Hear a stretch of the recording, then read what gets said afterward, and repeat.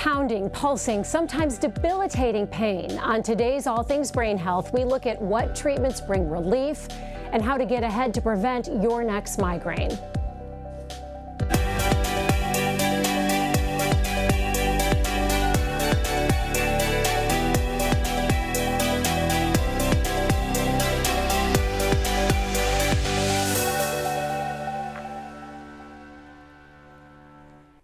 Good morning, I'm Alexis Del Cid. Welcome to All Things Brain Health.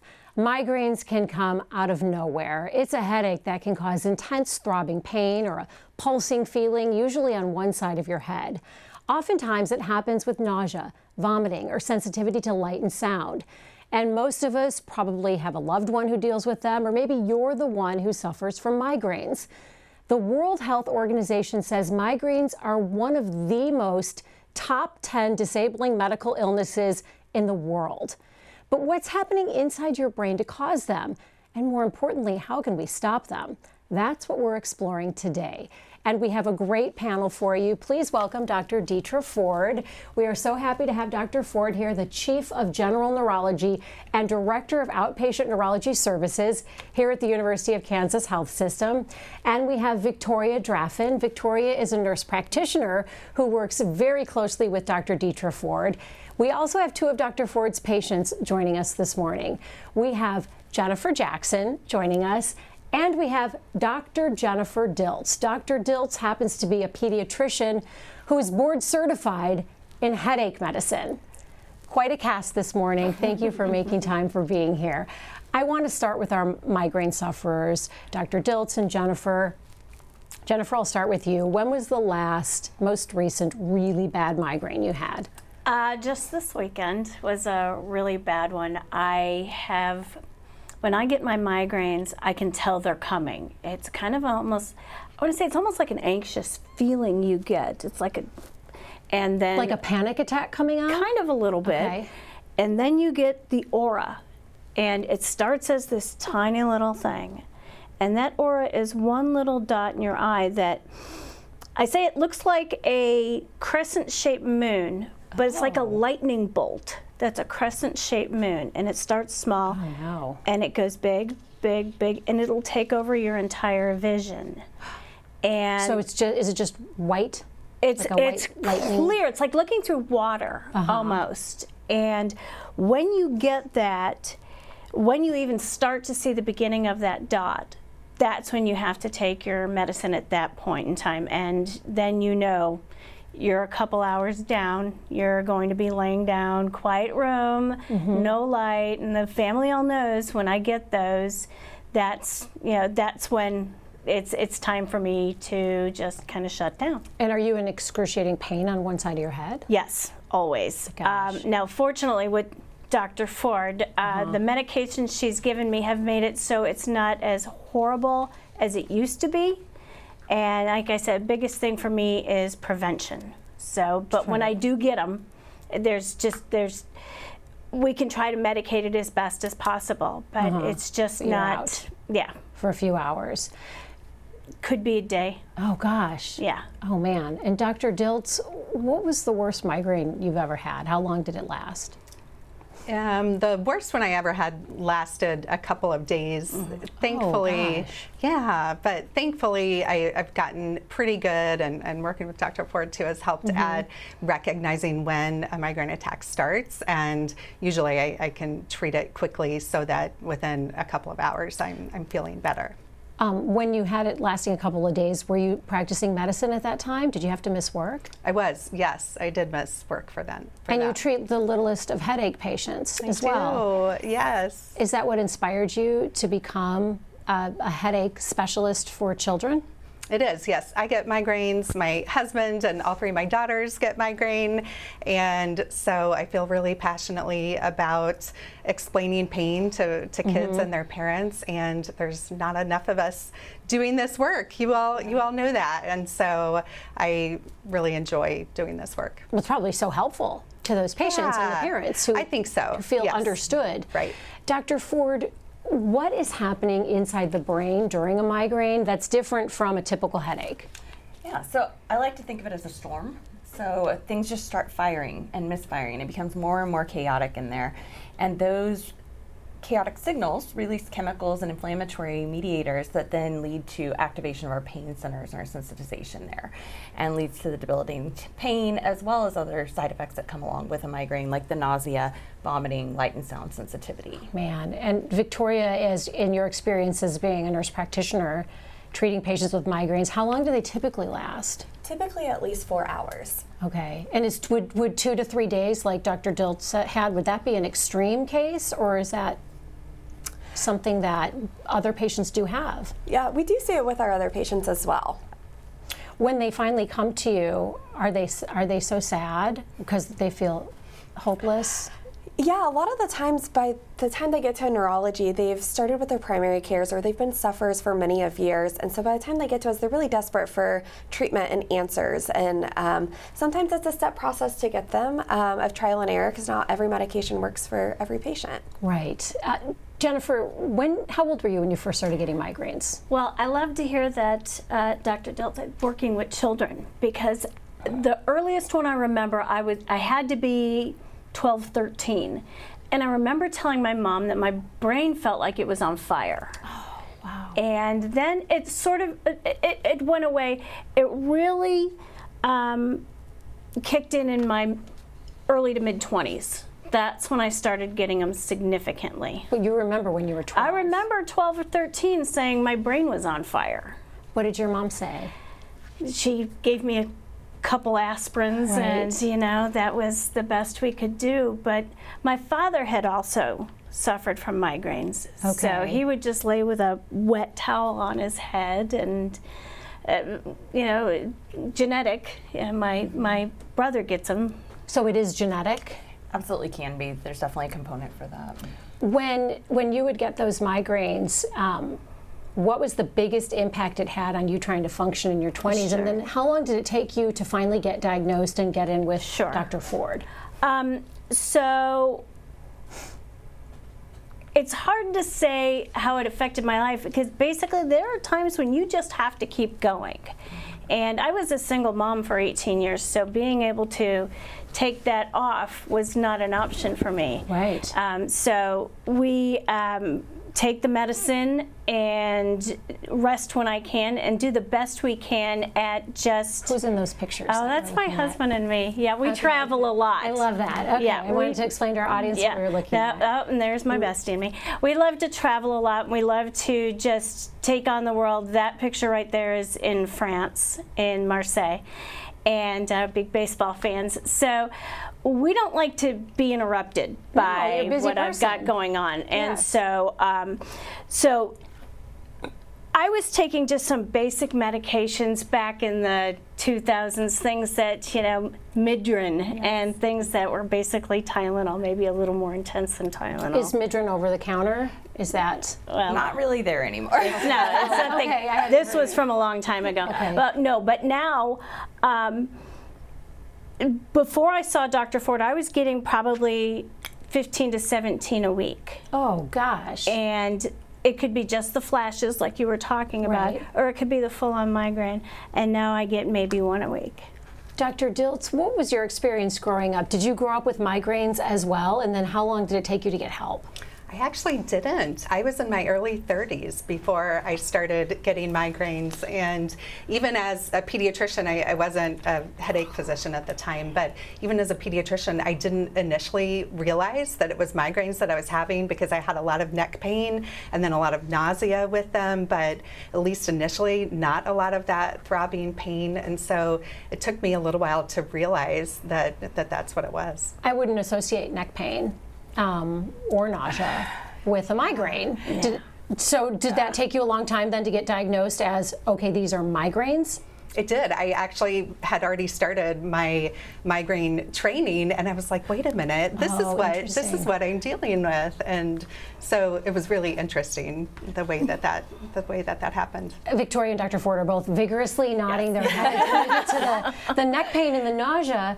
How common is that, and what symptoms do you typically see patients come in with? So neck pain's actually, they did a study on this, because they do a study on everything. So neck pain's actually one of the absolute highest leading signs that you're going to get a migraine. Is it possible you could be having neck pain and nausea and never have a headache, but that's a migraine? It is possible. There are typically some other symptoms with that. The old term was acephalgic migraine, so basically a migraine without the pain. So you can get acephalgic? Yep. Okay. So you can get the aura, you can get the other side effects with it, the nausea, the vomiting, the light and sound sensitivity, feeling just terribly hungover and not actually get the pain. And Victoria, what do your patients tell you about that? Yeah, so generally they have a lot of upper back, neck tension that they say will start in the base of the skull, wraps around, and then that's when they can start to experience some of the other symptoms. Why do we get nauseated? Why do people get nauseated with migraines? That's a great question. We have a lot of theories on that. Some of the thought is that you do get some slowing down of your GI tract, a little gastroparesis, slowing of everything. Also, though, part of where these migraine symptoms can hit are sometimes in the centers that can cause nausea in our brain as well. So a couple of reasons why, and then just pain. Pain all over the place. Absolutely. When it comes to medications, there's something called the CGRP inhibitors, which are showing promise in treating migraines. As someone who hasn't suffered from them, CGRP, how would you explain what a CGRP inhibitor is? Great. So make it pretty simple. They're these little molecules that get released during a migraine or at the very beginning, and these new medications help block those molecules or the receptors where they bind, and so by default that then reduces the pain that comes along with them. And for the folks who take them as prevention, it over long periods of time kind of downregulates those processes so that you have fewer migraines, less pain, less breakthrough. And Victoria, is that a first-line medication that you would prescribe? Absolutely. So that's the first, is that a relatively new medication, and how new is it? It is relatively new. I would say for insurance purposes, we do have to do a trial of other medications, unfortunately, before we can get to those. Would you say within the last 5 years? Yeah. 5 years.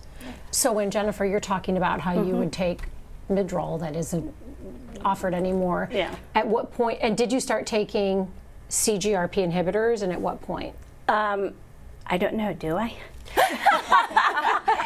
She's been on a combination Yeah, of a lot of things. take, Yeah, so she I've does. got a shot that I take called Emgality. Emgality, that's Emgality. It's a thank shot you. that is administered to yeah, you? my husband gives it to me Okay. once a month, and I take magnesium, and I take folic acid and vitamin B, and those are all over the counter. those are over the counters. That's part of my daily routine. And the medication I take when I do get a breakthrough, it's called Nurtec, and I just Is that take it. CGRP? Yeah, it works on that same molecule. It's a small molecule drug, which Yeah. is an acute prevention as well. They have both prevention or acute with that medicine. Yeah, and the Nurtec is the one that I take once I start feeling that. And boy, I didn't know the neck pain, but that's absolutely a trigger for me, or not a trigger, but that's a warning sign that it's coming. That's when I take the Nurtec, and it's time to go lay down and just Night-night. not do anything. Yeah, say bye. But I can't imagine how you did that with being a single mom of how many kids? I had 2 kids. Single mom of kids. 2 little kids running around. You can't really say night-night. No, you can't. the day. You can't. But Yeah. they knew when mommy had a really bad headache, they knew that it was time to take out their coloring books or that's nice things that like that. yeah. They understood that while they're grown adults now, and my daughter's a physician as well. And so Is she a physician here? she's a physician at Children's Mercy. Okay. We love Children's Mercy. Yeah, yeah. So Dr. Diltz, what was your experience like with finally finding treatment? What worked for you? Botox injections are what has been the most Botox. effective for me, for Okay. sure. Yeah. I've seen someone getting Botox all over her head. Yeah. For that, do you get the Botox in a doctor's office? Yeah, with Dr. Ford. Do you administer the Botox? I do, and so does Victoria. Yes. After you get Botox in your head, does your whole head feel frozen too? Like people describe. Mine doesn't, no. Okay. It's a little bit You get sore it too? afterwards, Okay. but not bad. You look fantastic. Not a wrinkle. Wow. So how long does the Botox treatment last? It lasts about 12 weeks, and so about every 3 months I get it again. And then how long does it take to administer the Botox? Victoria, you do it too? I do. We do it relatively quick. I mean, we book them in a 15, 20-minute procedure slot. How many shots though are in? It's 31 injections. Wow. There's a lot. But that's what's working. Yes. Thanks. goodness. Holy smokes. We know that the FDA also recently approved prescribing CGRP medications for children ages 6 to 17. Dr. Dilts, when do you decide to take that approach for your little patients? So that really has been life-changing for a lot of my teen patients. That class of medications just got approved this past August for kids down to age 6. Before that, it was ages 18 and up. And so I am using CGRP inhibitors in a lot of my teen patients, and it's great. They do the shot once a month at home, so they don't have to remember to take a daily medication. And there are a lot fewer side effects than a lot of the other medicines that we use. So I use it a lot, especially in my teen patients. Would you ever administer Botox to your teen patients or your child patients? Yeah, so we do some. It's off-label for under 18, and so it's not something that we do super often in our teen patients, but we do it some, yeah. What is it about the Botox that works on preventing migraines? So there are a couple different ways we think it works. So definitely some direct muscle relaxation, obviously, because you're injecting into some of these larger muscle groups that it will help with. Also, though, it hits the nociceptive pain receptors, and it actually has downstream activity on calcium channels and CGRP as well. So there are pain receptors in the head that you can kind of calm down and deactivate? To a degree, yes. That's super interesting. Dr. Dilts, you've talked about your personal experience shaping the way you speak to your young patients. Have you ever, what's the littlest patient you've had come into you, and how do you have that conversation? Yeah, so I've seen patients as young as age 3. Migraine can start really young, especially when there's a family history of it. And so I use the storm analogy a lot of times too, and we really focus on, just like you were saying, prevention, kind of noticing those symptoms as soon as they're starting. And with the younger kids, a lot of times it's how they behave. They may not tell you that their belly hurts or that they're light or sound sensitive, but they just want to go lay down in a dark, quiet room. Or I've had kids that lie in their closets when they're having a migraine. And so thankfully it's really hopeful right now. We have so many good treatments, and so the sooner that we can see kids and teens with migraine, the better the treatments work and the faster that we can get them back to doing everything that they want to do. You were saying you were practicing medicine, but you realized there weren't enough migraine specialists for children. Yeah. How bad is that shortage? Would you call it a shortage? Absolutely, it's a shortage, yes. I don't know how many there are in the states of Kansas and Missouri, but very few, and people wait a long time to get in to see headache specialists, both in the adult world and also in the peds world too.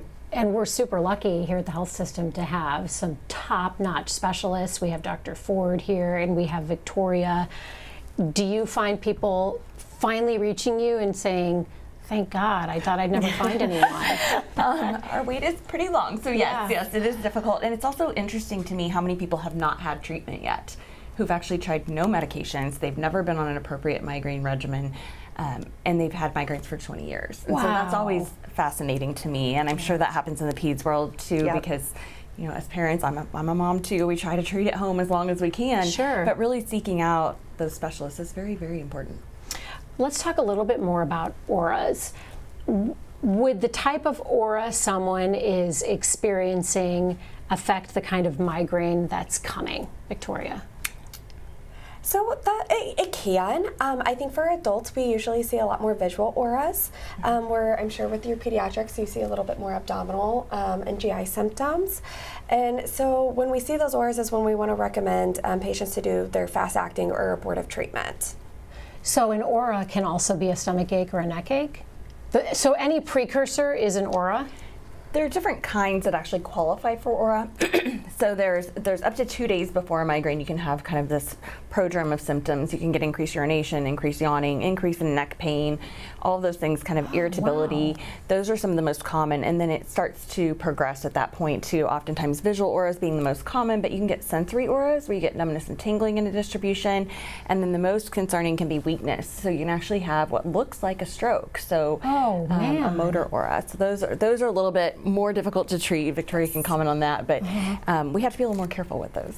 And that's what, Victoria, can you talk a little bit about how you treat based on the aura? Absolutely. So there is the drug class called triptan, which is a vasoconstrictor. So with our patients that do have those motor auras where they're going to have the weakness, we try to avoid that drug class because it's going to increase the risk for adverse vascular outcomes. So that's where we would like to utilize the newer CGRP abortive medications.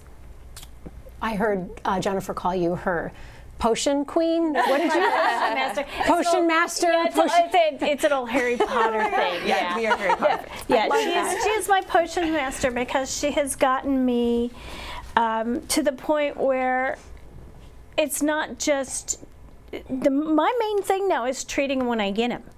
Because otherwise, we're doing such a great job at preventing them that I remember one week I came in and I was talking with one of your nurses, and I told her, I said, it's been 7 days. And she's like, Jen, that's not good. I said, no, really, that's good. That was good that's for you. Really good. We have some really good questions and comments coming in, so if you have a question or a comment that you'd like us to read out loud on the program, you can send that to us right now on YouTube or Facebook. Those links on how to connect with us in real time are right there on your screen. Dr. Ford, when it comes to triggers, in your years as a neurologist, what are the most common triggers that you see? So by far, stress is a huge one. Sleep changes is big, so too much or too little. So I typically ask for people to have a similar bedtime and wake time every day, even on the weekends, even if you're in college, whatever it may be. How does that go over with your college patients? Sometimes that's a tough conversation. I can't see that happening. No, sometimes that one's tough. Sometimes it's caffeine or other dietary triggers. Weather Those are the is very triggers. Okay. Sometimes. And weather's a really big one as well. I was surprised to hear you say caffeine because, Victoria, I just heard Jennifer say before the show that caffeine helps her. If she doesn't have caffeine, she gets a migraine. Absolutely. So it can be tricky because you want to be consistent with that caffeine intake. And so too much or too little can be a trigger. So let's say you're used to having 1 cup of coffee every morning. Well, if you get a migraine, some patients find adding an extra cup of coffee can also help. Okay. And Dr. Diltz, what are your triggers? Stress is a big one. Yes. Weather changes, lack of sleep. Those are my big ones. You're a doctor living in the Midwest. You have stress and plenty of weather changes. Yes. Have you been having a rough time this fall with all our up and down temperatures? It's been a little hit or miss. There have been a few weeks that have been worse than others. Yeah. And what are your most common triggers? The weather. The weather, okay. Yeah, spring is definitely, severe weather season. And I've seen some meteorologists who have given weather or what are they calling them? Migraine reports? Migraine reports, yes. Mm-hmm. And honestly, I'll pre-treat if I see something that the barometric pressure is going to go up and down and up and down. That's a big one. And of course, stress. What does pre-treating look like? Pre-treating is taking a Nurtec. That it's one of my medicines that Dr. Ford has prescribed for me, and I'll just take that. And I can't say whether it's what prevented the migraine, but what I can say is I didn't get one. So, Dr. Diltz, have you ever had a migraine come on, and if so, what was it like while you're working and treating patients?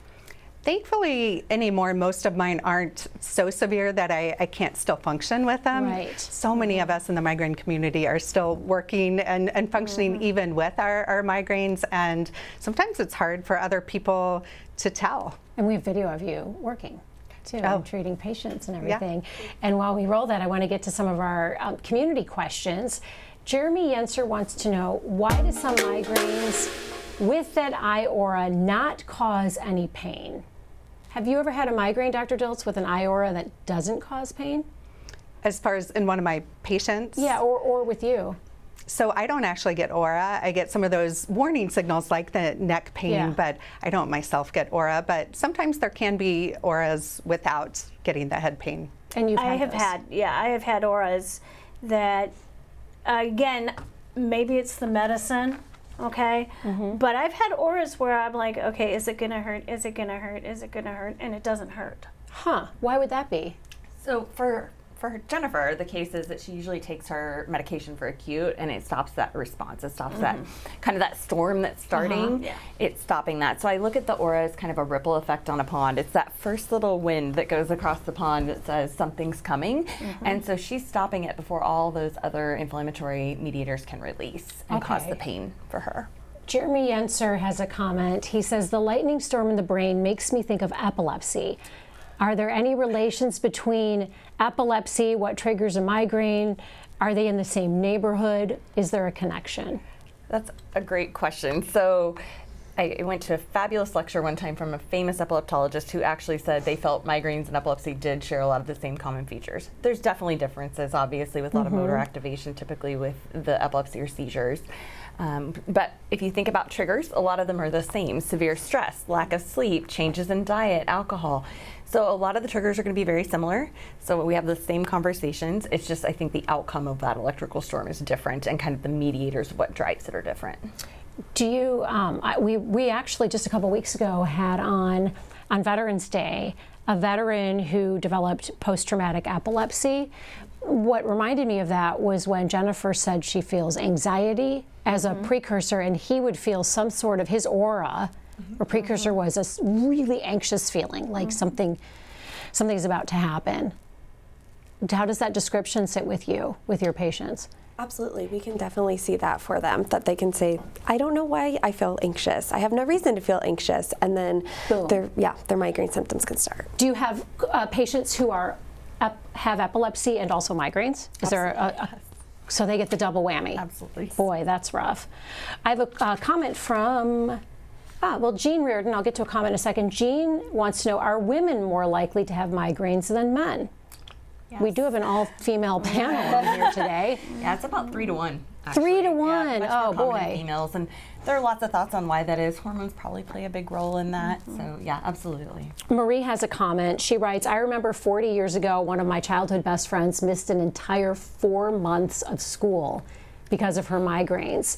Does that still happen to some children? And does new research, is it helping avoid that? Does it still happen now?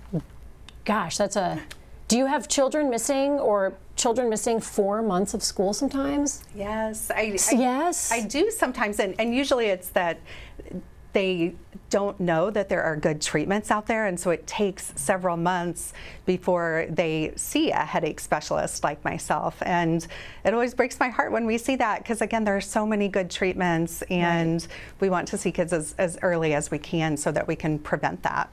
So having the developments we have now and all the different tools in your toolbox that Victoria and Dr. Ford and Dr. Diltz use, should that be still happening now? And should any child be missing 4 months of school? Or can that be totally avoided? I mean, I don't see kids, but I can say that it is not always totally avoidable. So I look at migraine like any other disease state, because it really is. And so you can have different levels of migraine. You have episodic that happen a few times and are treatable with your acute therapies, and then you have more of a chronic migraine that's greater than 15 days a month that requires more intense therapies. And then unfortunately we do have some people that I would say are chronic intractable migraine, that have a migraine every single day of their life. And chronic intractable. Yes. And so absolutely could miss multiple days, for sure. Alice has a question about therapies being studied. She wants to know, are there any therapies or medications currently being studied or on the edge of being implemented? Yeah, there's a new class that's being studied right now. We're shortening the name to PCAP, but works on a different receptor than anything we've had before, and hopefully has a very low side effect profile from the beginning studies that we've seen so far. So we're really looking forward to that in the near future. Tom wants to know if surgery is ever an option to treat migraines. I can take that one too. So there is a lot of evidence out there that's conflicting depending on which body of evidence you look at. The overall American Academy of Neurology says right now that there's not enough evidence to do anything with surgical implementation of actually cutting nerves or muscles. That being said, for occipital neuralgia, so a different kind of pain, we have seen some success with occipital nerve stimulators, and we do that here at the University of Kansas. Marge has a question for Dr. Dilts. She wants to know if you and Dr. Ford knew each other ahead of time. You know, we didn't. I knew of Dr. Ford, and I knew she was amazing, and I had, you know, because migraine is genetic, a lot of times my patients' parents are seeing neurologists and headache physicians for their own migraine. So I had a lot of parents that saw Dr. Ford, and I was recommending her to my patients' parents, and when my patients age out of seeing me, so I was recommending her a lot of the time before I actually got to know her myself. And so it made sense to hit her up as your doctor. Absolutely. And it's been quite helpful to both of you. Thank you so much for joining this conversation.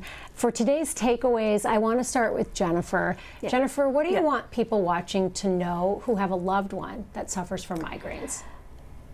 Migraine is not just a headache.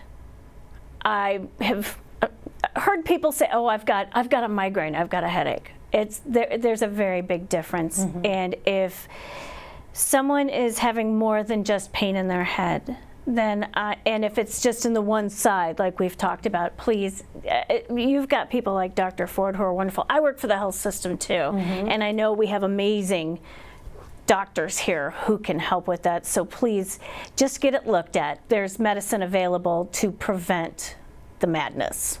Prevent the madness. I like that.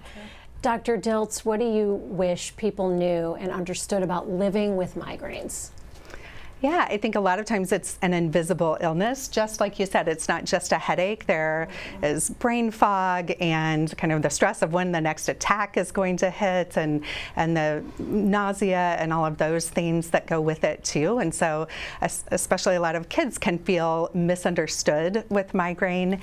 And so it is a big deal. But again, we have such good treatments, and so I think patients should feel really hopeful. Victoria, for people watching who feel like I've tried everything, they feel despondent, like there's no hope, what do you say to them?